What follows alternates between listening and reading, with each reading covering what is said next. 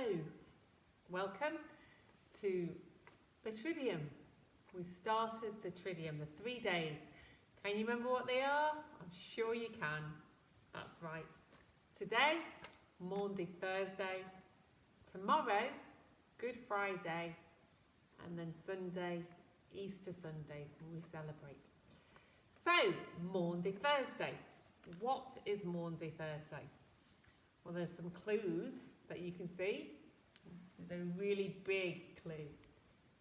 That's it. Maundy Thursday is when Jesus, this is Jesus in the middle, celebrated the Last Supper with his disciples.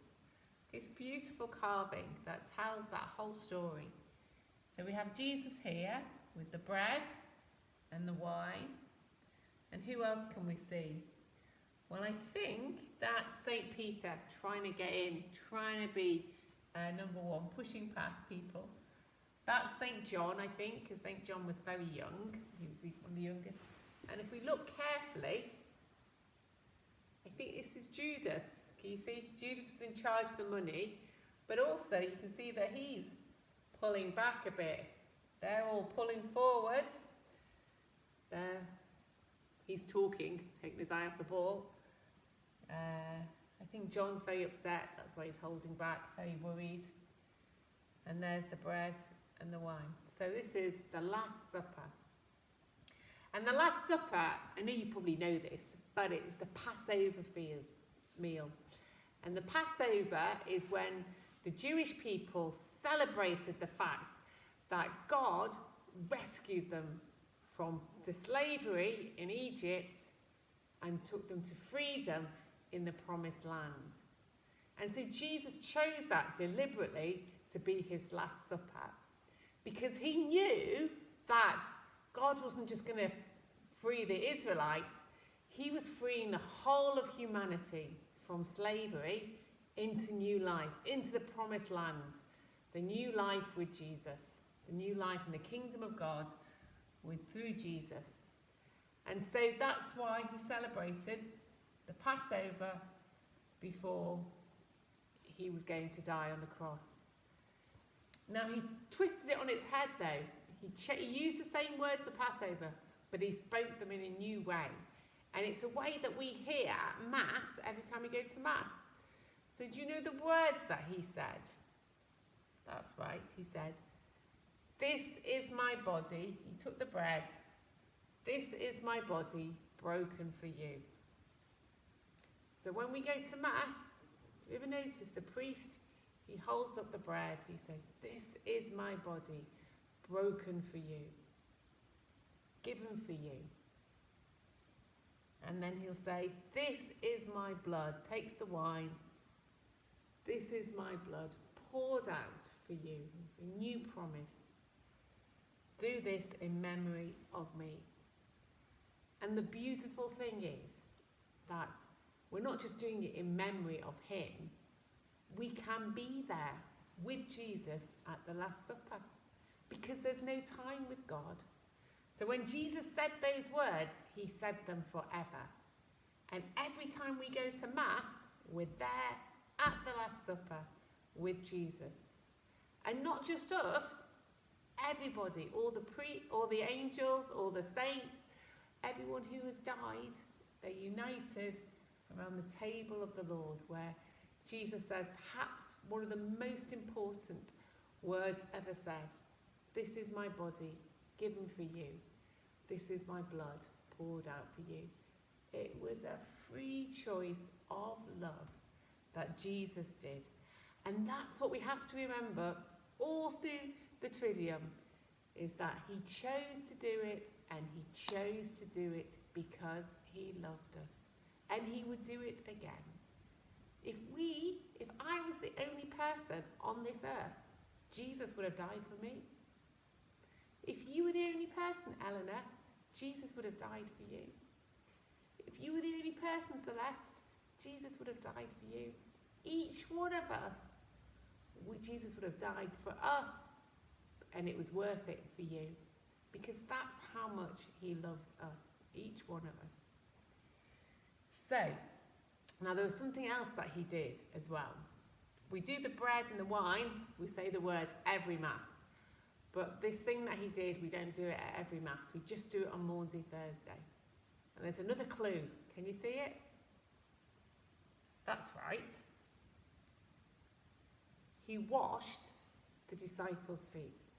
He stripped off his clothes just down to his underwear, and he washed their feet. And he had no soap or anything like that. He scrubbed them clean, he washed them clean, and they'd be very dirty because it walked everywhere and walked in everything. So he washed their feet, and the reason he did that is he wanted them to know that if he, who was their master, who was God, the Son of God, was going to wash their feet, they must be ready and willing to wash each other's feet. They must be willing to serve others. They must be able to see that the next person is just as important as they are, and that we are to give our lives for others just like Jesus gave his life for us. So serving, helping is such an important part of being a follower of Jesus, being like him. So what we're going to do for our prayer time is I want you to cut out a circle out of paper in the shape of a host, the host that we use at Mass. And then I want you to think of people that you are thankful in your life for, that you are willing to serve, that you're willing to bless, that you want to bless in some way. That one way, it's one people you want to build up and help to become who they're meant to be. And just write their names, as many as you want, on the host. And that's the people you ask God for the opportunity to serve, the opportunity to help, the opportunity to bless. Now, in lockdown, we're not going to be able to see these people. I can't see any of these people because I don't live with them. So what I'm going to do before I see them is in prayer, I'm going to think about one special gift that they have, one characteristic, one thing that they're like, and I'm thanking God for that gift. I'm thanking God that they're like that. So, for instance, I've put Ian down, and Ian, he's so hardworking, and he's so generous, and he's so supportive. So I thanked God for Ian being generous. I've put Lucy down, and Lucy always says positive things to me and builds me up. And sometimes I really need to be lifted up. So I want to thank God for Lucy being so affirming. And Melanie is a person with a lot of faith, and she loves Jesus so much, and that inspires me. So I'm thanking God for Jesus. I'm thanking God for Melanie's faith. And then Zeke, I think Zeke's a very brave person. He's got a lot of courage. He's very adventurous. So I thank God for his courage, that he has a gift of courage. And then Maria I find is she's got a lot of love, and she feels things very deeply because she loves. So I just thank God that she's so caring, that she cares so much. And then Ronan is somebody who shows love, and he's a person who I see love and I experience love from, so I put love there. So that's my host, that's my offering for today that I put before God in prayer. Thank God for these people. If any way I can serve them, but I can serve them by recognising their gifts and valuing who they are. So that's your way of praying, is to think about who can you thank God for, who can you see the goodness in, recognise their giftedness. We're going to finish with a song, and it's a song that takes the words of what Jesus said at the Last Supper. Eat of this bread, drink of this blood.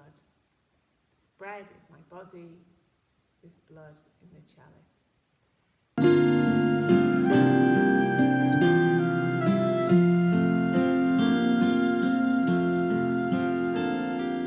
Eat of this bread, this is my body. Drink from this chalice, this is blood. Where you are gathered, I am here with you. Do this in memory of me. Eat of this bread. This is my body. Drink from this chalice. This is my blood. Where you are gathered, I am here with you. Do this in memory of me. Eat of this bread. This is my body. Drink from this chalice. This is my blood. Where you are gathered, I am here with you. Do this in memory of me.